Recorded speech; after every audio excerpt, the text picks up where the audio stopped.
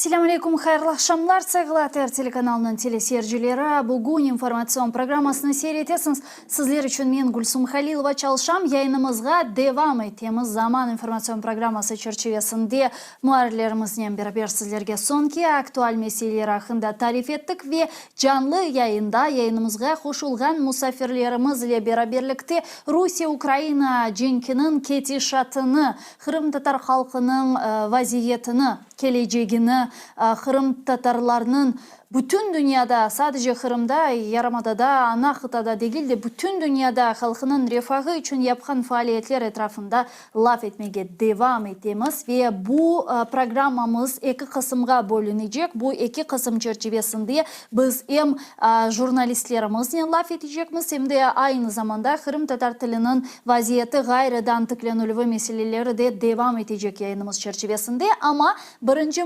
misafirimizni takdim etmeye memnunum. Bu jurnalist Gönül Hanım Şamil kızı Türkiye'den bizlerge bağlana ve onun beraberlikte şahsi onun faaliyetini, jurnalistik faaliyetini ve onun işte Rusya-Ukrayna cenkinin Türkiye'den gözlemleri etrafında laf edeceğimiz. Galiba endi bizle canlı bağda keliniz onu selamlayık. Gönül Hanım, selamun aleyküm, merhaba, hoş geldiniz. Merhaba, selamünaleyküm. Hoş bulduk. İyi yayınlar diliyorum. Teşekkür ederim. Teşekkür ederim yayınımıza ayrıca katıldığınız için. Ve böyle ilk sorudan direkt konuya girmek istiyorum. Tabii Rusya-Ukrayna savaşından başlamayı isterim. Çünkü siz zaten büyük çaplı savaş başladığından ve özellikle Kırım'ın işgali başladığından beri bu konuyu çok yakından takip ediyorsunuz. Kırım'a da gelmiştiniz işgal dönemi. Rusya-Ukrayna'ya büyük çaplı savaş başladıktan sonra da aktif bir şekilde bunu kendi sosyal medya hesaplarınızda zaten aydınlatıyorsunuz. Şu anki aşamada nasıl görünüyor size Rusya-Ukrayna savaşı, özellikle Ukrayna Cumhurbaşkanı Zelenski'nin geçen takdim ettiği zafer planını nasıl değerlendiriyorsunuz? Yani aslında savaş bizim en başından beri öngördüğümüz şekilde gidiyor. Yani biliyorsunuz ben bu savaşın başından itibaren ne çok iyimserdim ne de çok kötümserdim. Daha doğrusu iyimserlik, kötümserlik şu anlamda. Yani savaşın bugünden yarına bitmeyeceğini her zaman söylüyordum. Hala daha söylüyorum. Ama bununla birlikte de bu savaşın Ukrayna'nın zaferiyle sonuçlanacağından emindim ve hala daha eminim. Yani bunda değişen bir şey yok. Yani ne benim Ukrayna'nın zaferine ilişkin öngörümde değişen bir şey yok. Ne de bu savaşın çabuk biteceğiyle ilgili beklentiler konusunda görüşlerimde bir değişiklik yok. Daha önce de söylemiştik, bir çok uzun soluklu bir savaş olacak. Çünkü bu savaşın böyle söylemek mümkünse iki taraf içinde geriye yolu olmayan bir savaş bu. Çünkü biliyorsunuz Putin hiçbir kuralı, uluslararası kuralı, hukuku dikkate almadan, ayaklar altına atarak çok vahşice bir savaş yürütüyor ve bunu kendisi için bir kimlik savaşını, kişilik savaşına dönüştürmüş durumdadır. Dolayısıyla bu tür tipler, bu tür siyasetçi bile demek istemiyorum, bu tür gaddar düşmanlar genellikle siyaset dilinden anlamadıkları için onlar için geri çekilme yolu sadece karşı tarafın tam biatı veya itaatından ibaret oluyor. Ki bu noktada da Ukrayna'nın bunu kabul etmeyeceği devreye giriyor.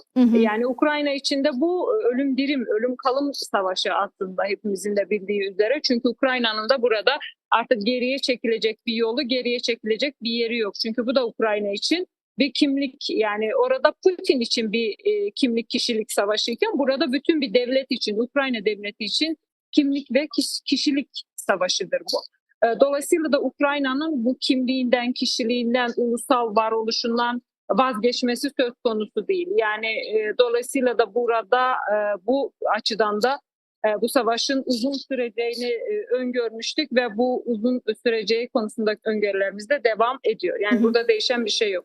Zelenski'nin öne sürdüğü barış planı ile ilgili de aslında prensip olarak, ilkesel olarak Ukrayna açısından bir değişiklik görmüyorum. Ukrayna en başından da ifade ettiği gibi kendi toprak bütünlüğünü haklı olarak savunuyor ve uluslararası hukuku savunuyor. Ve bütün dünyanın üzerine düşen de Zelenski'nin öne sürdüğü bu planı desteklemektir. Yani Ukrayna'nın tavrını, aslında ise Ukrayna'nın tavrını değil, uluslararası hukuku desteklemektir. Yani. Şimdi Kırım meselesine biraz dokunacak olsak, ben Kırım Tatar tiline geçtim. Umut eten bir problem olmaz, zaten yaxşı anlaysınız. Geçenlere sizin Kırım Ateşi kitabınız ulaştı elime bir arkadaştan. Onu okumaya başladım. Ayrıca işte hayırlayım sizin uzun bir müddet evvelsi çıksa da ama herhalde başarılı bir çalışma olganından sebep. Buna şunu sormaya isteyeyim. Sizin fikrinizce bazıları deyir ki en büyük darbe Putin'e verilecek olsa Kırım sebebinden verilecek ve Kırım'ın başta işgalden kurtarılması asıl da bütün bu cenkinin, bütün bu savaşını çözebilir. Sizce de öyle mi? Evet. Hatta Donbas'tan evvel bile Kırım'a darbe vurulsa ve Kırım Rusların elinden alınsa bu en büyük darbe olup zaten Putin rejiminin çöküşüne neden olacak degen böyle fikir mevcut. Siz Kırım'ı yakından takip etken bir insan olarak böyle düşünüyorsunuz mu? Ve bunun işte argümanları nedir? Evet, tabii ki biz hatta 2,5 sene önce bu savaş başladığında, yani büyük çaplı savaş başladığında bile daha önce defalarca ifade etmiştik. Savaş yeni başlamadı diye, savaş aslında 2014 senesinde Kırım'ın işgaliyle başladı diye defalarca vurgulamıştık ve hala daha aynı noktadayız. Yani Rusya'nın Ukrayna topraklarını işgali Donbas'la başlamadı, Kırım'la başladı ve tabii ki de zaferin en önemli noktası da Kırım'ın işgalden kurtarılması olacak. Yani o bir türlü zaten her türlü, hatta Ukrayna'nın geri kalan topraklarının tamamı kurtarılıp Kırım'dan vazgeçilse dahi bu savaş ve Putin'in bu vahşi iştahı bitmeyecek. Yani Putin'in iştahı Kırım'la başladı ve o iştahın da Kırım'da tabii ki kesilmesi gerekiyor. Bunu her zaman savunuyoruz. Hala aynı noktadayım ben. Yani buradaki benim en büyük argümanım da söylediğim gibi. Yani burada Putin'in biliyorsunuz en büyük propaganda savaşı, en büyük propaganda masalları, en büyük propaganda filmleri Kırım üzerinde kuruluydu 2014 senesinden itibaren. Ve geri kalanlar da buna bağlantılı olarak, aslında bu işgalin geri kalanı, devamı da buna bağlantılı olarak sürdürüldü. Ve Kırım'da eğer Ukrayna'nın o zaman yeterli gücü, kuvveti olsaydı bu işgale karşı direnmeye ve dünyanın yeteri kadar cesareti olsaydı, vicdanı olsaydı bu işgali durdurmaya, bu işgal devam etmeyecekti ve büyük çaplı savaşta başlamayacaktı. Dolayısıyla da dünyanın en azından şimdi bunu anlaması gerekiyor ki bu savaşın durması için de atıyorum, yine bazen biliyorsunuz zaman zaman güya tırnak arasında barış güvercinleri, işte Ukrayna Kırım'dan vazgeçsin, bu şartlarda barış sağlansın gibi teklifler öne sürüyorlar ama Kırım işgalden kurtarılmadan hiçbir zaman barış söz konusu olmayacak. Hatta görünürde bunu sağlamaya çalışsalar dahi sonra yeniden bu savaş yenilenecek. Elbette ki ve ben tamamen psikolojik açıdan, sembolik açıdan da Kırım'ın işgalden kurtarılmasının Putin için Ukrayna'nın geri kalan topraklarının işgalden kurtarılmasından daha ağırlı, daha acı olacağını düşünüyorum elbette ki. Ya bu görüşe tamamen sonuna kadar katılıyorum. Çünkü onlar için biliyorsunuz geri kalan toprakların işgalini, daha doğrusu onları Rusya'ya ait etme propagandasını biraz ağırdan alsalar da Kırım'la ilgili bu propagandayı çok daha evvelden başlamışlardı ve onlar Kırım'ın kendilerinin olduğundan o kadar fazla eminlerdi ki bu açıdan da ve Kırım'ın böyle onlar açısından kaybı, aslında ise özgürlüğüne kavuşması bence de Putin için öldürücü darbe olur diye düşünüyorum. Ben de o görüşe katılıyorum. Ama bunda misal Kırım Tatar faktörü de var. Çünkü Kırım artık 10 yıldan beri işgal altında ve Kırım Tatarlarga karşı bu represiyalar bitmiyor. Hani diyoruz ya, uzun vadeli bir cenk ne yazık ki bu başlangıçtan beri. Yani Kırım Tatar halkı artık 10 yıldan beri böyle represiyalar altında. Daha 10 yılı var mı yok mu? Bu diğer sual saklanılması için. Yani bu mesele etrafında ne düşünüyorsunuz? Buna Kırım Tatar halkının bu işgal şaraitlerindeki vaziyeti ve akıbeti sizin fikrinizce nasıl olacak? Ben daha önce de defalarca ifade etmiştim. Hatta az önce bahsettiğiniz Kırım Ateşi kitabında da ifade etmiştim. Eğer 2014 senesinde Kırım Tatarları işgale direnmeselerdi, seslerini çıkarmasalardı ve 2014 senesinden sonra da aktif bir şekilde, silahlı şekilde demiyorum bakın, aktif şekilde işgale karşı fikri reddi sürdürmeselerdi, çoktan tereyağından kıl çeker gibi Putin Kırım'ın işgalini legalleştirebilirdi. Çoktan meşrulaştırabilirdi ve dünya da bunu sessizce kabul ederdi. 2014 senesinde Kırım'ın işgalinin önündeki en büyük, yani işgalin meşrulaştırılmasının önündeki en büyük faktör Kırım Tatarlarıydı ve hala daha da bu faktör devam ediyor. Bütün böyle söylemek mümkünse işkencelere, bütün hapislere, tutuklamalara, gece baskınlarına, dini baskınlara, siyasi baskınlara rağmen, psikolojik baskılara rağmen hala daha Kırım Tatar halkının Ukrayna'nın yanında olduğundan ben çok eminim ve tanıdığım, bildiğim bütün Kırım Tatarlarının da bu görüşü taşıdığını çok iyi biliyorum ve her ne kadar konuşamasalar da, her ne kadar orada kendi evlerinde esir durumunda olsalar da, kendi topraklarında rehine durumunda olsalar da ben Kırım Tatarlarının asıl çiçeklerle Ukrayna'yı karşılamaya hazır olduklarından çok eminim. Dolayısıyla da bu faktörün hala daha sürdüğünü vurgulamamız, her fırsatta vurgulamamız gerekiyor. Ve Ukrayna devletinin üzerine düşen de 2014 senesinde çok ciddiye almadığı, değerlendirmediği bu faktörü şimdi değerlendirmesidir. Yani Ukrayna devleti şimdi bu faktörü çok ciddi değerlendirmeli, ciddi hesaba katmalı ve Kırım'ın işgalden kurtarılmasına dönük projelerinde, Kırım'ın işgalden kurtarılmasına dönük stratejilerinde de Kırım Tatar faktörünün ne kadar önemli, ne kadar halledici, ne kadar vacip olduğunun farkına varmalıdır ve bunu bütün adımlarında da dikkate almalıdır diye düşünüyorum. Öte yandan tabii ki Kırım Tatarlarının işgal altında 11. senesi geliyor artık, birkaç ay sonra 11 sene olacak. 11 sene işgal altında yaşamak tabii ki çok kolay değil. Bu mahrumiyetler altında yaşamak kolay değil. Her sabah korkuyla uyanmak kolay değil. Bir Rus komşum beni şikayet edecek mi diye düşünmek kolay değil. Çocuklarının okulda Rus propagandasına maruz kalmasını evde büyük bir acıyla izlemek kolay değil. Hapisten ölecek mi, kalacak mı hapisteki yakınlarım diye düşünmek kolay değil. Ailesinden kaç kişiyi birden hapse gönderip arkasından yemek, içmek, para taşımak, göndermek kolay değil. Yani bunların hiçbirisi kolay değil elbette ki. Kırım Tatarlarının oradaki yaşamı aslında bizim buradan çoğu zaman görmediğimiz kadar ağır bir yaşam, göremediğimiz kadar daha doğrusu ağır bir yaşam ve bunun da tabii ki ben kendi adıma çok iyi bilincindeyim ve bunu vicdan ağrısıyla karşılıyorum. Geçtiğimiz günlerde de çok değerli dostumuz Neriman Celal'le birlikte buraya Kırım Tatar esirlerinin, ben onlara esir diyorum, bu cesaretinde olan Kırım Tatarlarının anneleri de Ankara'ya gelmişlerdi ve biz o Ankara'ya gelişlerinde onlarla da sohbet etme fırsatı bulduk ve çok ağır, gerçekten konuşması da dinlemesi de çok ağır dersler, sorunlar yaşıyorlar.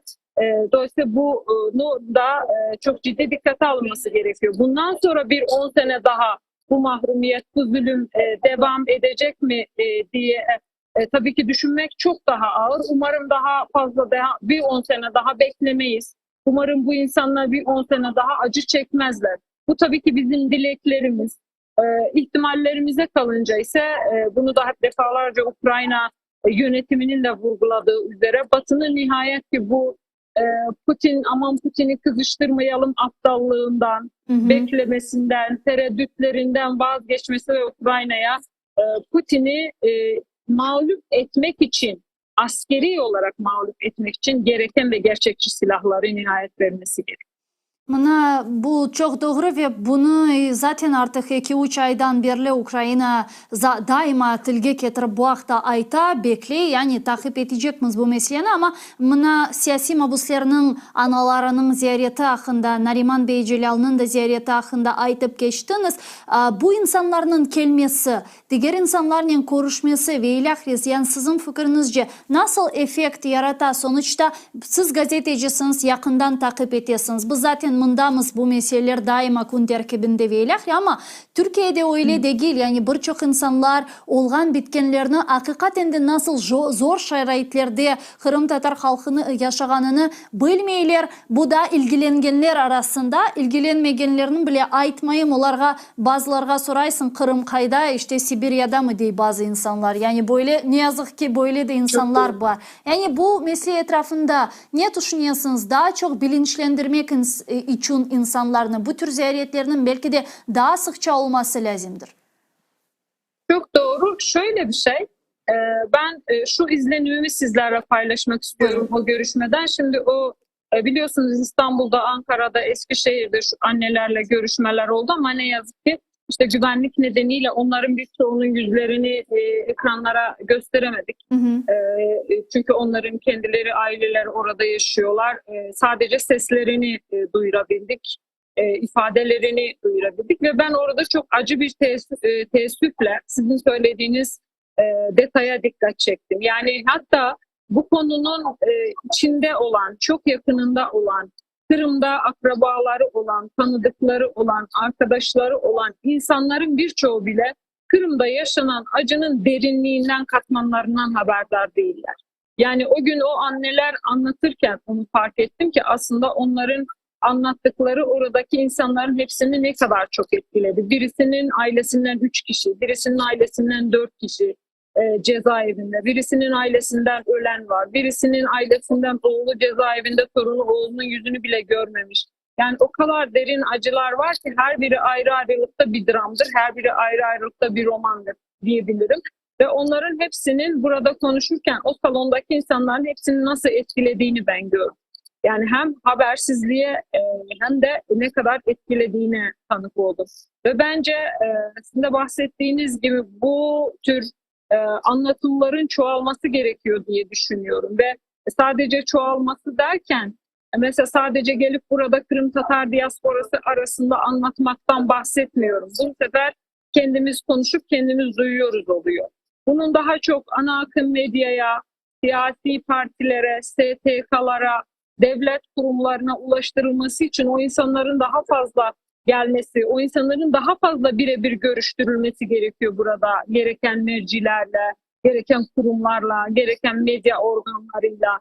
Yani onların sesinin daha yüksek, daha çok, daha kalabalık bir şekilde duyurulması gerekiyor ki belki bir kamuoyu oluşsun. O bir türlü sizin de dediğiniz gibi yani burada insanların çoğu yani ben bakın burada o toplantıda az çok Kırım Tatarlarıyla bağı olan insanlar vardı. Kırım Tatar diasporasının temsilcileri vardı. Onların bile büyük bir kısmı bu acının katmanlarından haberdar değildi.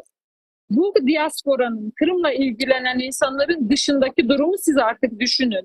Yani onlar hiç haberdar bile değiller ve bir kısmı hatta büyük buradaki Kremlin'in propagandasının neticesinde bir kısmı hatta burada Kırım'daki insanların gayet güllük gülistanlık içinde yaşadığını düşünüyorlar. Yani ne var ki diyenler bile var. Hatta veya böyle söyleyeyim orada baskı altında olan, tehdit altında olan insanların oradaki marjinal bir azlık olduğu algısı oluşturulmaya çalışıyor, propagandası oluşturulmaya çalışıyor. Yani o insanların Kırım Tatarlarının çoğunluğunu değil de marjinal azınlığı, işte ne bileyim dindar kesimi, dindar radikal dindarları temsil ettiği gibi propagandalarla da zaman zaman karşılaşıyoruz. Ne yazık ki bazen bu konunun içinde olan kişiler tarafından da karşılaşıyoruz.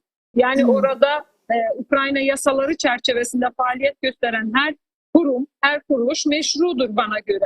Dolayısıyla o kurumun faaliyetini değerlendirirken de teröristin, işgalcinin yasalarını, kanunlarını, yaklaşımını değil de o insanların ait olduğu devletin, Ukrayna'nın yaklaşımını ve kanunlarını dikkate alarak, baz alarak yorumda bulunmamız gerekiyor diye düşünüyorum. Ancak ne yazık ki dediğim gibi Türkiye'de bu konuda çok ciddi bir şekilde çalıştırılması gerekiyor ve insanlar bu bilgilerden çok çok daha uzaktalar. Peki sizin fikrinizce yani bir 3-4 dakikamız daha kala bunu nasıl kurashmek mümkün? Yani biz hangi bir programmalarını işe kirsetmemiz lazım ki degeniniz gibi o'zaro laf etip sadece o'zimizning bilgani bir mesele olmasın. Bu ki ekseriyetinin de öyle. Bugün bilesiz yayında laf etimiz biz ikimiz de bu meseleni yaxshi bilemiz ama bunda vazife bilmegenlerini ya da yanlış bilgenlerge doğrularını anlatıp onlarını doğru yolga işte doğru tarafga ve hakikatka yani bunda hakikiy bir ma'lumot, haqiqatga yönlendirmek. Yani bu yönelişte sizin fikrinizce ko'rinishga ko'ra yetersiz. Benim yapkanlarım işte diğerlerin yapkanları yetersiz. Biz da ne yapabilemiz, da ne olabilir, nasıl çözülebilir bu mesele? Bizge bağlı mı aslında bu? Yani işimiz çok kolay değil. Çok büyük bir mekanizmayla karşı karşıyayız ve dün değil, önceki gün değil, yıllardır, yüzyıllardır çalışan ve bütün parasını, bütün gücünü, bütün siyasetin bunu yönelten çok ciddi bir propaganda yalan mekanizmasıyla karşı karşıyayız. Yani Kremlin gibi bir propaganda ordusu var karşımızda. İşimiz kolay değil ve bu ordu ne yazık ki bize çok yakın ülkelerde dahil olmak üzere, bizlerin ülkeleri de dahil olmak üzere birçok ülkeyi, toplumları, medya kuruluşlarını etkilemiş durumda. Dolayısıyla bu propagandaya karşı savaşmak çok kolay değil. Ancak yine de bence biz üzerimize düşen işi yapmalıyız. Yani gücümüz hiçbir şeye yetmiyor veya gücümüz daha azına yetiyor diye durmak yerine elimizin olduğu bütün mecralarda, bütün mercilerde anlatarak, konuşarak, yazarak bence ve haklı olduğumuzdan çok emin olduğumuz bir konuda asla geri adım atmayarak, asla çekinmeyerek devam etmemiz gerekiyor. Hı hı. Özellikle de siz de tanık oldunuz, hep beraber tanık olduk bu büyük kapsamlı savaştan sonra ki sadece Rusya'ya karşı mücadele etmiyoruz. Ne kadar ciddi bir Rus propagandası esaretinde olan beyinlere karşı da mücadele etmemiz gerekiyor ne yazık ki. Hı hı. Ve bu mücadele çok da kolay olmuyor bazen de. İnsan bazen dur noktasına, iğrenme noktasına, bıkma noktasına gelebiliyor. Zaman zaman hepimiz insanız, gelebiliriz ama ben kendimi ikna ettiğim en önemli noktalardan birisi o. Biz haklıyız, biz uluslararası hukuktan yanıyız. Biz haktan yanıyız. Dolayısıyla da onlar haksız olan, onlar işgalci olan, onlar barbar olan, onlar terörü destekleyen. Dolayısıyla da bizim utanacak, çekinecek bir durumumuz, bir konumuz yok diye kendi kendimi ikna ediyorum. Dolayısıyla anlatmamız gerekiyor. Peki Gönül Hanım, aslında Ukrayna meselesinden Türkiye hakkında laf edecek olsak, Türkiye kamuoyu arasında bir yorulma şeyi var mı? Yine insanlar yorulgan ya da dikkat diğer yerlerge geçirilken gibi, yani bu şekilde problemler var mı şimdi, görüyorsunuz mu? Ya ister istemez bütün savaşlar uzadıkça ilk başta olan dikkat olmuyor. Bu çok objektif bir sebep. Yani evet. Dolayısıyla biz şunu beklersek ki yani Türkiye'de veya diğer ülkelerde de Ukrayna'nın konusuyla hala daha Ukrayna'daki gibi insanlar ilgilensin, bu yanlış bir beklenti içerisine girmek olur. Yani objektif olarak bu ilgi giderek azalıyor. Bunun yanı sıra Filistin konusu var ve Filistin konusundan sonra dünyanın, aynı zamanda da Türkiye'nin dikkatinin bir kısmı oraya kaydı. Bu da objektif bir gerçeklik ve orada da çok ciddi insan hakları ihlali, ciddi katliam söz konusu İsrail tarafından. Dolayısıyla insanların buraya da ilgisinin kayması çok objektif. Ama aynı zamanda bunun yanı sıra Türkiye'de çok değişken bir kamuoyu var. Çok hızlı değişen bir gündem, hızlı değişen bir kamuoyu var ve genellikle çok fazla background oluşturulmuyor bu tür konularla. Yani hala daha mesela 2,5 sene önceki ezber kalıplar neyse bugün çoğu tırnak içerisinde uzman kamuoyu oluşturacak insanları bile konuştursan hala 2 sene önceki o tırnak içerisindeki basma kalıplarla konuşmaya devam edecekler. Yani dolayısıyla çok ciddi bir background oluşturma konusu da söz konusu değil, ne yazık ki bunu da ifade etmem gerekiyor. Mesela bütün bunlar hepsi bir araya geldiği zaman tabii ki Ukrayna konusu 2,5 sene önceki kadar yoğun yer işgal etmiyor.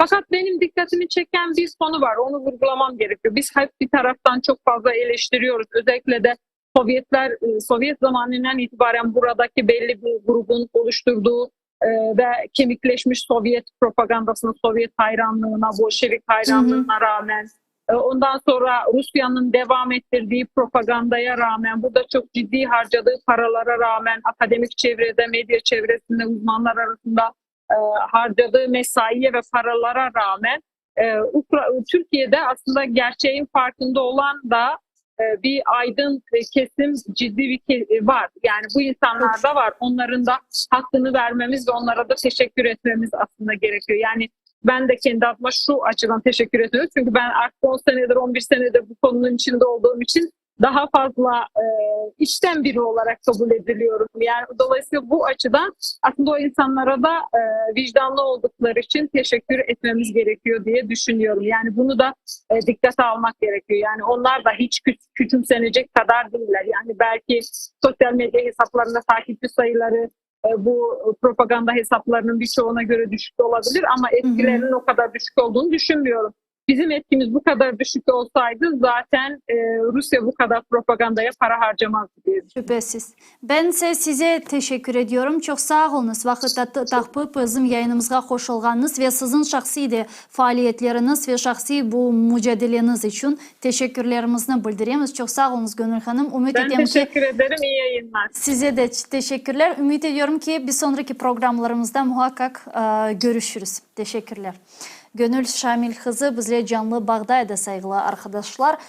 Jurnalist Türkiye'den bizlerge bağlandı. Bizler ise yayınımızga devam etemiz ve size vaat etkenimiz gibi bu programımızın ikinci bölümünü biz Kırım Tatar tilini, Kırım Tatar tilinin vaziyetine, Kırım Tatar tilinin gayrıdan tıklenülüvüne ve ayrıca Kırım Tatar gençlerinin faaliyetlerini, Kırım Tatar gençlerini asıl da bugün ne birleştiriyor, hangi bir gaye etrafında Kırım Tatar gençleri birleşe bileler. Kırım Tatar milli hareketinde, bugünkü milli hareketinde ve devam edecek milli harekette Kırım Tatar gençlerinin rolü nasıl olabilir? Onlar özlerini nasıl yerde görürler gibi suallerini növbetteki yayınımızın bölümünde müzakere edeceğiz ve bizim yayınımızga misafirimiz koşula, onu selamlamaktan memnunuz. Özü mektepte terbiye rehberi ola, bu Mefabi Umerov bizle canlı bağda.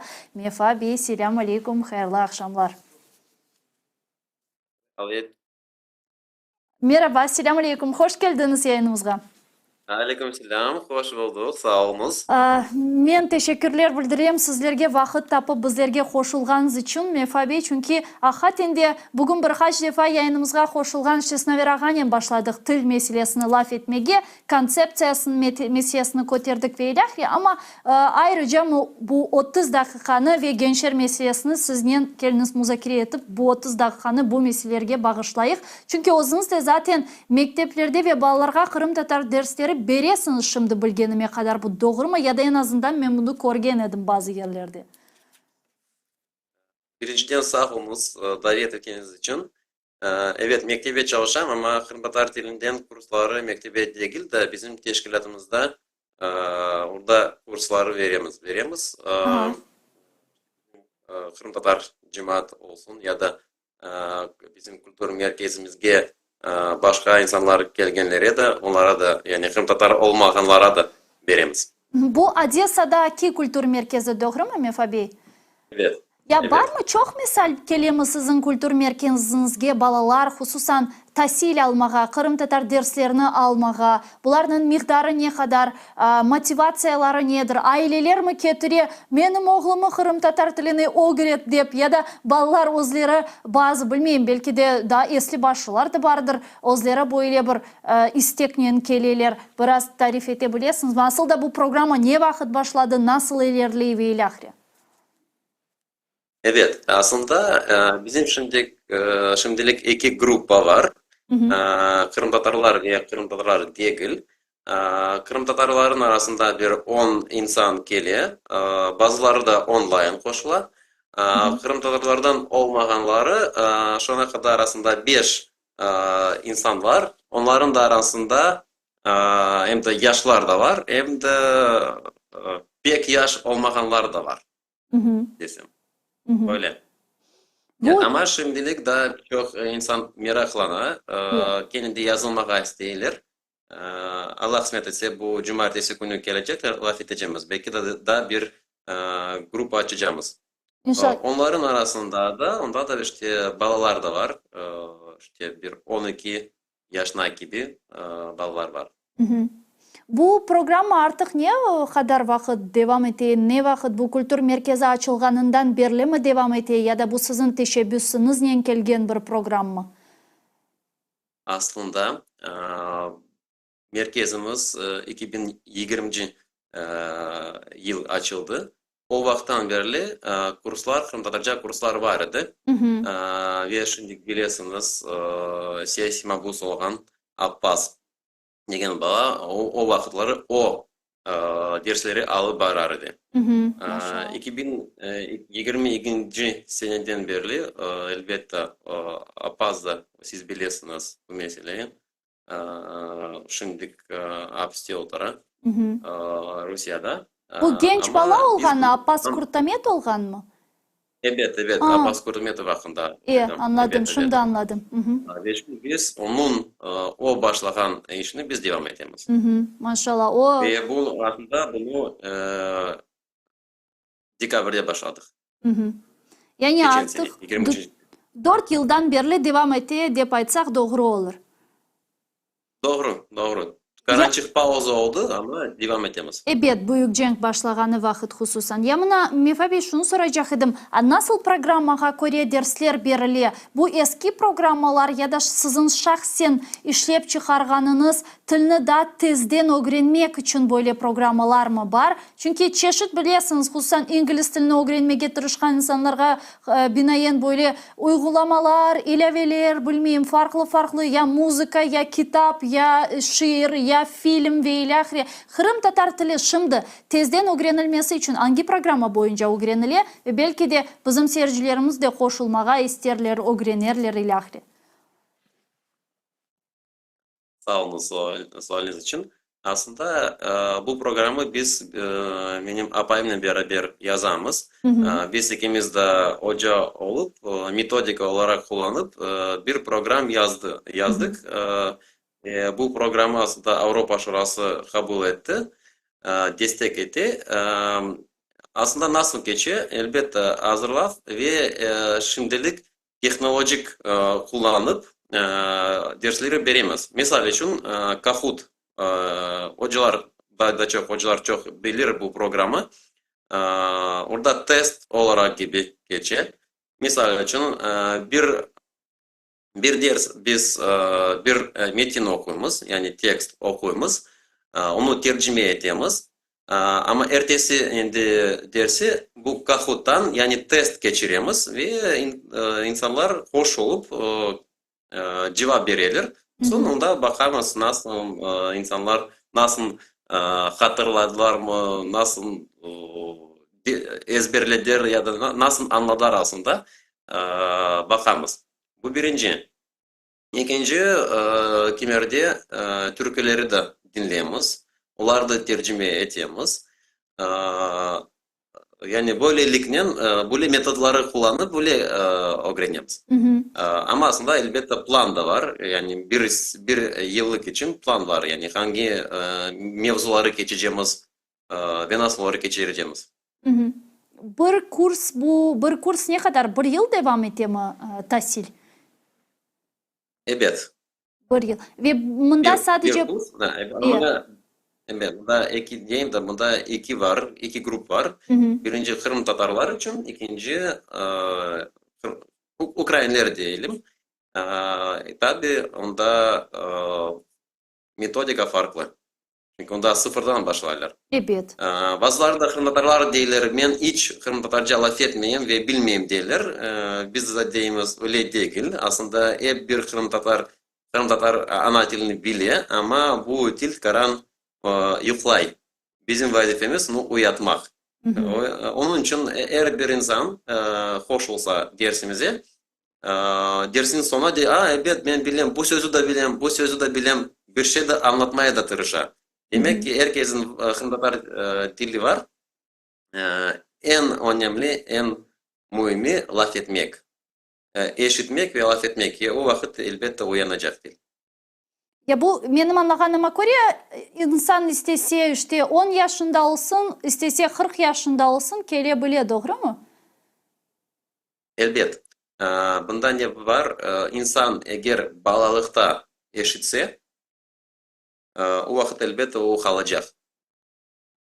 Onun için en önemli diyeyim de en mühimi laf etmek ve korkmamak laf etmeye.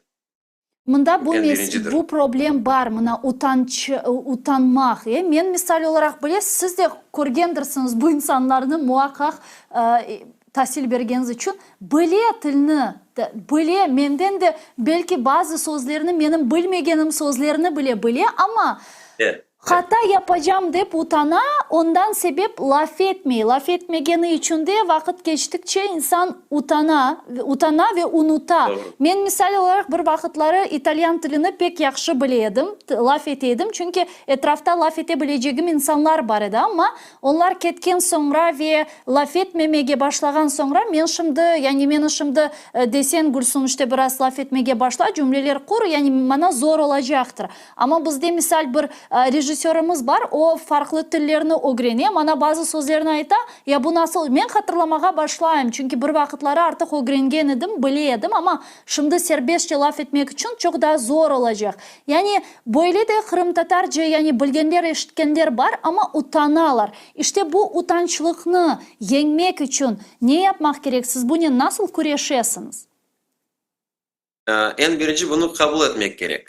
Bu psikolojiya bilmiyorum, problema mı bilmiyorum, problema değilse belki de problema ama birinci bunu kabul etmek gerek. Evet, ben utanam ve bu psikolojiya probleması.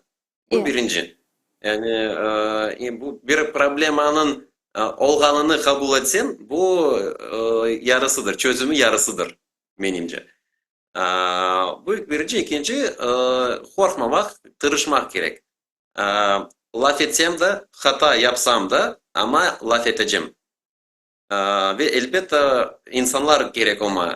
Kimle laf edeceksin, insanlar gerek olmasın. Misal için kurslara varırsın ya da öz birinciden elbette kendi korantada laf edeceksin. Ne kadar banal da olsa ama laf etmeye gerek, tırışmaya gerek. Dalap etmeye gerek. Bu birincidir, yani bu ikincidir. Zaten. Yani bunda sen akademisyenlerine laf etmiyorsun de sana hatalarını başına kakıp Evet. uracaklar. Yani bunda sade insanlarla zaten laf etemiz. Akademiyalarla laf etmeye bu indi belki de daha bir bu merdivenden çıksak en üstteki ne oğlan gibi işte ona da gelmeye gerek aslında. Ve bunu da maksatlarımızdan birisi olması gerek. Yani bizim dilimizi saklamak için, inkişaf etmek için akademiyada dereceye tırışmaya gerek. Ya nasıl kıymet kesesiniz şimdiki til vaziyetine? Sizge nasıl görünüyor? Bazıları diyor ki işte biz nasıl seviyedemiz? İnkişaf etken seviyedemiz mi? Ya da Kırım Tatar tilinin yok olan tiller cedveline kirmesi seviyesinde mi bizim şimdi ana tilimiz? Nasıl sizge görünüyor? Birinciden bakınız. Biz şimdi sizin cayın yanında Kırım Tatarca laf etemiz. Çok şükür. Demek ki dilimiz olmadı. Bu birinci ve bu güzel haber. Ama şimdi dünyanın haberleri baksanız, misal için bu günleri SpaceX şirketi raketleri indi semaviyeleri yollamak değil de indi raketler kaytalar. Demek ki teknolojik tarafından baksak insanlar çok büyük işler yapar. Ve bunda bu taraftan baksak biz benim için bir ağır gele bu. İnsanlar inkişaf için çok şey yaptılar ve çıktılar. Biz ise şimdi dilimizi nasıl saklamak deyip laf ettiğimiz düşünüyoruz. Yani bu taraftan baksak bunda yaramay haber. Evet. Anlaysınız. Onun için her vakit iki taraf vardır.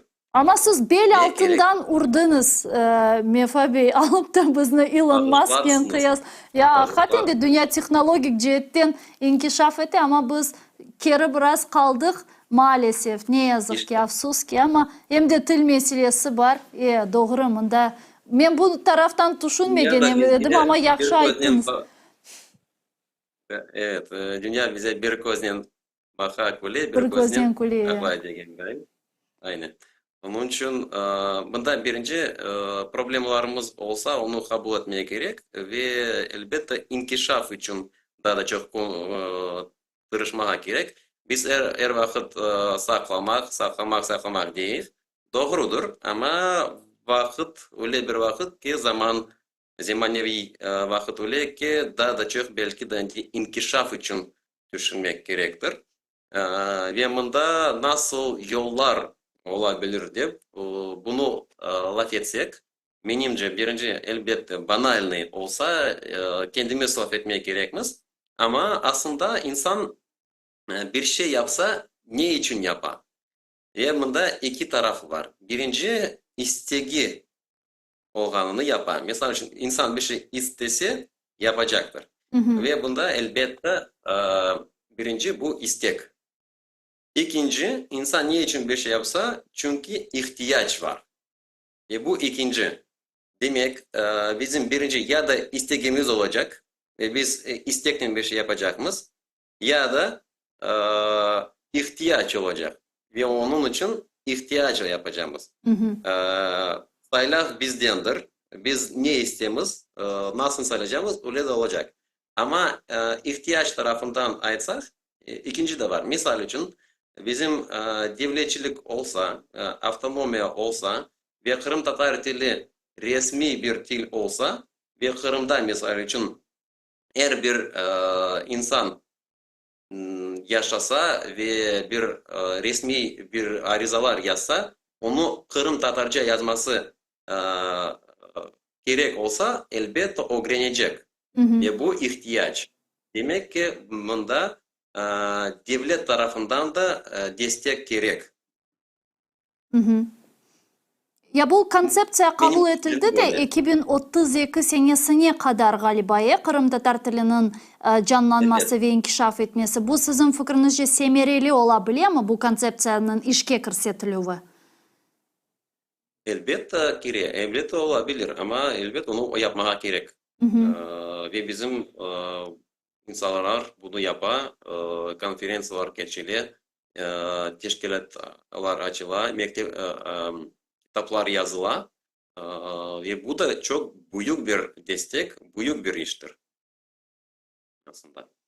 Mında bular var ama kene de Kores Kırım işgalden kurtarılmagan je mında bular yapılsın zaten hazırlansın ama büyük böyle nüfusumuzun büyük kısmı Yarımada'da buluna umut etem ki bular kaytır hepsi ve bu konsepsiya Yarımada'da da işlemeye devam etir. Mında bilesiz iki taraflı devlet tilinin yaşaması için faaliyet göstermeli mi? Halk mı tilinin yaşaması için devletke baskı yapmalı mı? Mında böyle iki taraflı benim fikrimce faaliyet olmalı. Hem halk tarafından teşebbüs hem devlet tarafından bu teşebbüsün kabul edilüğü. Birisi olmasa diğeri olmaz, diğeri olmasa zaten birisi de olmaz. Devlet halk olmasa destek vermez. Devlet olmasa da halka tilini saklamak ve korçalamak için çok daha ağır olur. Zaten bugünkü şaraitlerde de olganı gibi. Umut etem ki bu mesele etrafında bilesiz da Latin urufatı, Kiril urufatını soracak edim. Dersler bugün Latin urufatının mı berili hususan sizde ya da alada Kiril urufatı mı kullanılır? Elbette biz Latin harflerini kullanmamız. Bu da bilesiz ayrı bir mesele. Düşünmedik. Yani böyle düşünüp de acaba hangi harfini kullanayım? Kiril mi, Latin mi? Hiç böyle oturup düşünmedik. Hemen başladık Latince. Mantıklı çünkü Kiril urufatı da zaten asimilasyon siyasetinin bir parçasıydı daima. Ama ben misal Kiril urufatında ders aldım vaktinde. Tamam ben kolay geçtim Latin urufatına ama misal esli başlı 50-60 yaşında olan kişilerge biraz daha zor. Ama dünya her şeye alışasın. Ve Mefa Bey daha laf etmek. Yaşlıları da. Buyurunuz. Kimlerde de bazıları da yaşlılar, gençlere de zor olur. Çünkü onlar da mesela için Kirilce öğrendiler ve aman Latince geçmek zor oluyor. Ama bu vakit meselesi ve praktik meselesi. Gençler aytıp geçtiniz de bu meseleni de laf etmege istegen edik sizden bir 10 dakikamızda kala bu meselege. Siz zaten mında Kiev'ge kelgenizde böyle gençlerini toplamak gibi bir teşebbüste bulungan ediniz ve böyle Kırım Tatar gençleri teşebbüsü olgan QHAP teşkilatının aynı zamanda tesisçisisiniz, tesisçilerinden birısiniz. Bugün gençlerimizin faaliyetini nasıl kıymet kesesiniz, bu gençlerin işte kurulmasını, birleşmesini işte yol açan aynı zamanda gençlerle birleşken bir kişi olarak sizce bugünkü milli harekette gençlerimiz aktif rol alalar mı, alsalar nasıl şekilde alalar, koşuldular mı asıl da milli hareketke, umum böyle fikirleriniz nedir? Doğru aytasınız. Evet, 2016 sene biz bu QHAP platformasını temsil ve ne olarak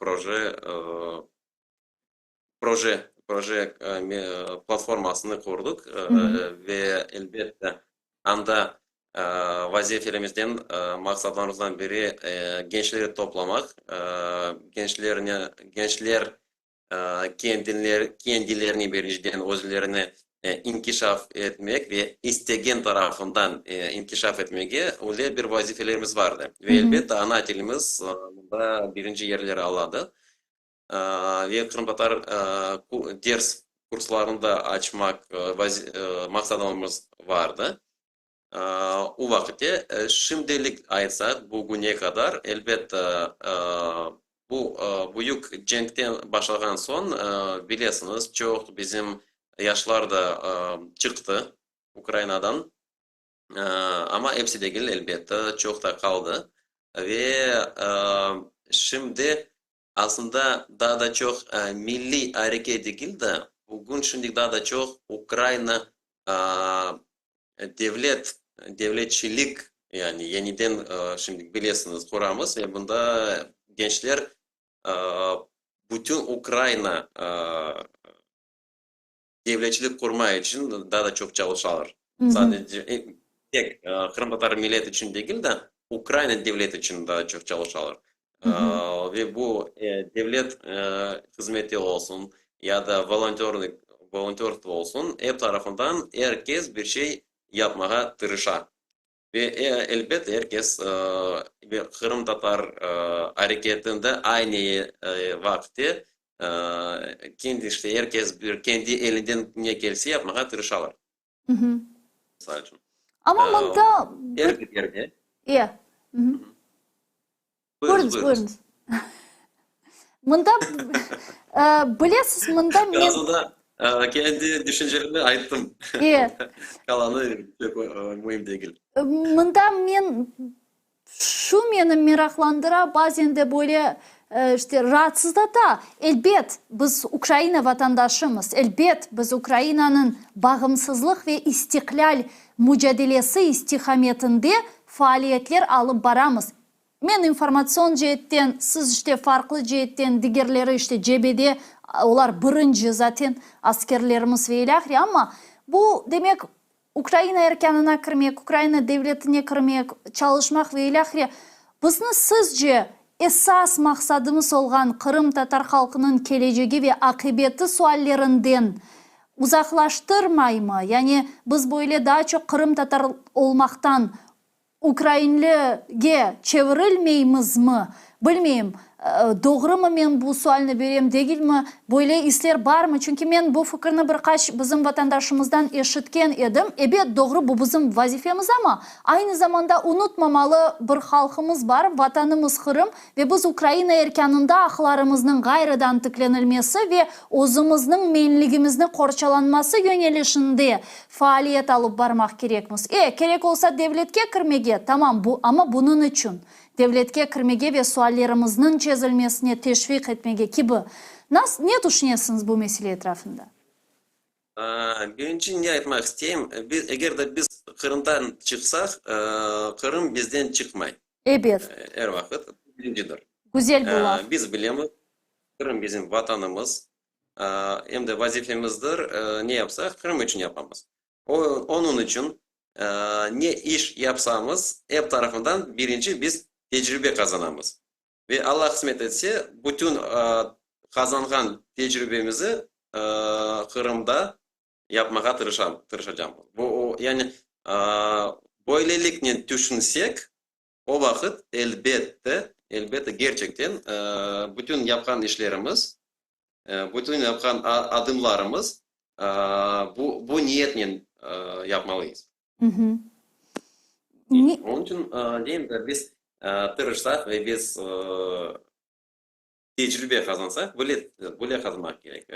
Onu her bir tecrübemizi Kırım'da yapmak için. Yani kadrolar bugün yetişiyor.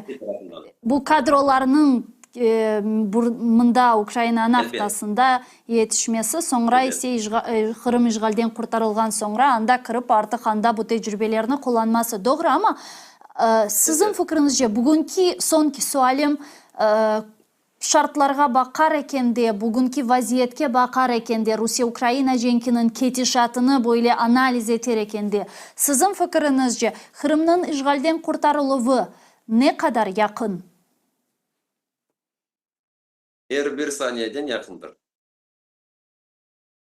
Çünkü Kırım işgalden çıkmasına her bir saniye, her bir dakika, her bir saat, her bir gün yakınlaşar. Bugünce ne vakit bu sualge elbette ben cevap vermeye olmam çünkü bilmeyim. Gerçekten. Ama böyle olacağını bilemiz ve bunu hepsimiz biliyoruz. İnşallah hepimizin isteği bu vatanga kayıtmağa. Siz de zaten galiba Sudaklıydınız ya benim gibi. Yanlış. Hutlaklı. Ne Sudak regionu benim gibi. Koydeş ekenimiz. Evet. Onun için, Koreys, ben onun için sizi seviyorum. Yayınımızga davet edeyim. Islar etkenizni beyler. Çok sağ olunuz Mefa Bey. Büyükten büyük teşekkürler yayınımızga koşulup suallerimizge cevap bergeniniz için. Umut etem ki artık da sıkça yayınlarımız çerçevesinde konuşuruz ve daha sıkça laf etmek imkanlarımız olur. Evet. Sağ olunuz. Davet etseniz de elbette olur. Muhakkak. Teşekkürler. Sağ olun. Sağ olunuz. Görüşkенçe. Mefa Umerov bizle canlı bağda edi saygılı arkadaşlar.